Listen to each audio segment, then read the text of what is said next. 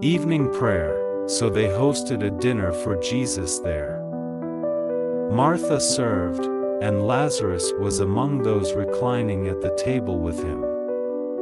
Lazarus is to be envied. It was good to be Martha, serving Jesus, but even better to be Lazarus, communing with Jesus. There are times for both, and each has its beauty, but no tree in the garden bears fruit like the vine of communion with Christ. To sit with Jesus, listen to his words, observe his actions, and bask in his smile, this must have made Lazarus as joyful as the angels themselves.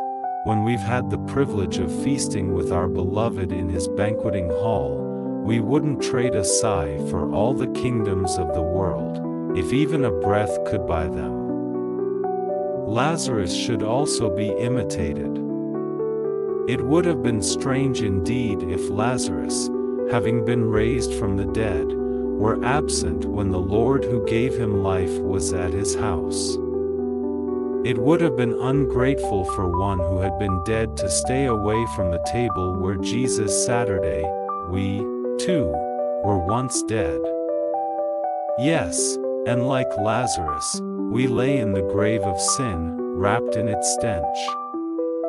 But Jesus raised us, and now we live.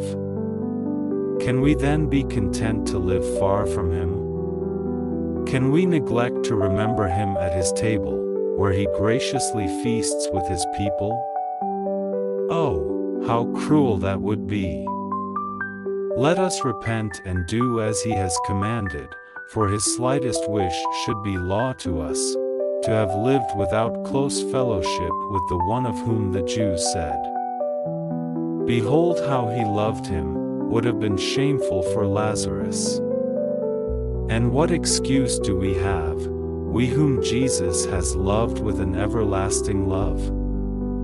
To be cold toward him, who not only wept over our spiritual death but also shed his blood for us, would be monstrous ingratitude.